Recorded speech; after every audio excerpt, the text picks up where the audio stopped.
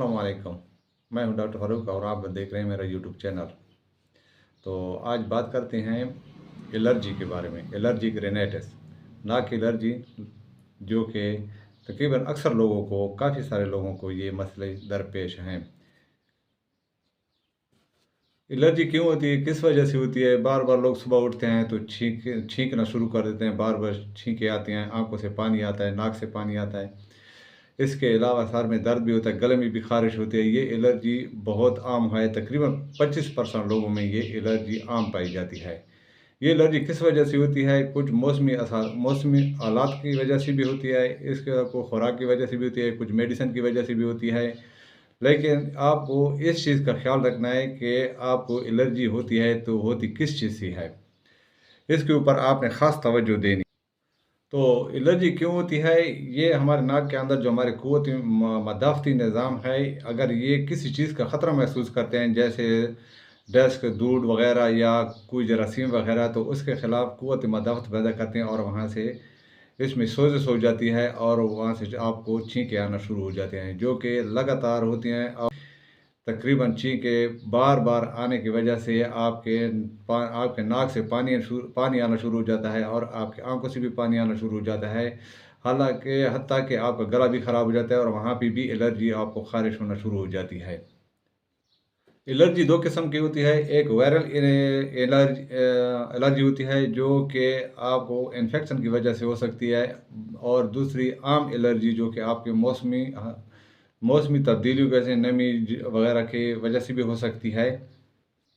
कुछ एलर्जी ऐसी भी होती है जो कि वरासती होती है, जैसे कि आपके ख़ानदान में किसी के, आपके भाई में, चाचा में, मामा में, वालदेन में या दादा वगैरह में या पिछले किसी ख़ानदान में, तो ये इसकी वजह भी हो सकती है।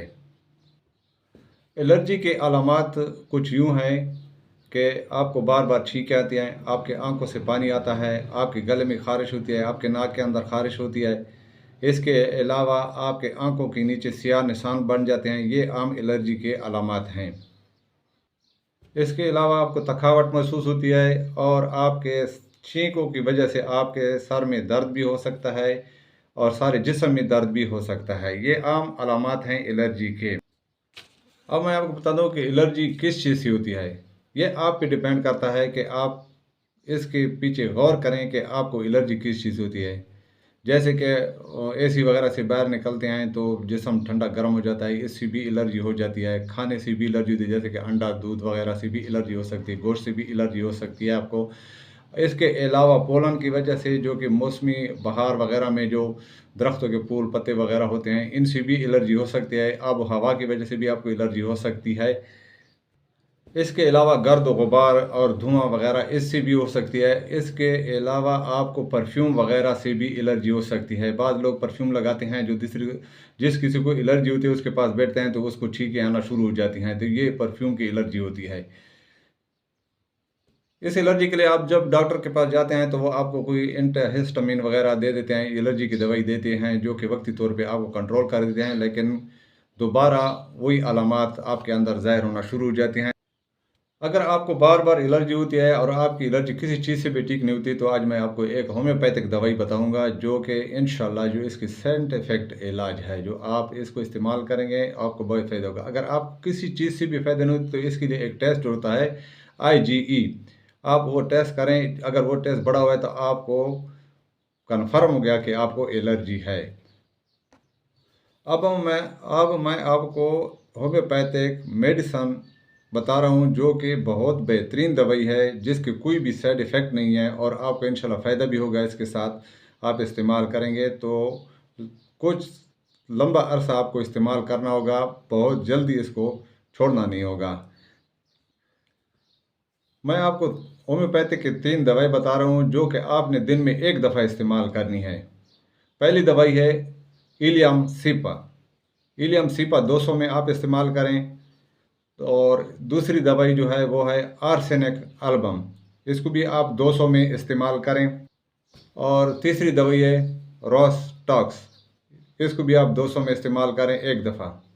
जैसे कि इलियम सिपा जो है वो आप सुबह को इस्तेमाल करें, एक घूंट पानी में चंद कतरे, 5-6 कतरे डालकर, और आर्सेनिक एल्बम जो है ये आप दोपहर को इस्तेमाल करें 1 घुट पानी में, और रॉस टॉक्स जो है ये आप शाम को इस्तेमाल कर सकते हैं। इंशाल्लाह आपको बहुत फ़ायदा होगा। आप ज़रूर एक दफ़ा आज़मा के देखें।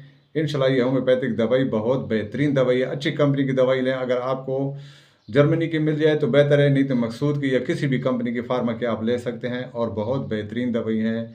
आप इस्तेमाल करें, इंशाल्लाह आपको फ़ायदा होगा। अगर आप बार बार दवाइयाँ इस्तेमाल करने से थक चुके हैं तो एक दफ़ा इस फार्मूले को भी आज़मा कर देख लें, इंशाल्लाह बहुत फ़ायदा होगा। अगर वीडियो पसंद आए तो लाइक करें, सब्सक्राइब करें, बेल आइकन को दबाना ना भूलें। शुक्रिया। ओके, अल्लाह हाफ़िज़। दुआ में याद रखना। खुदा हाफ़िज़।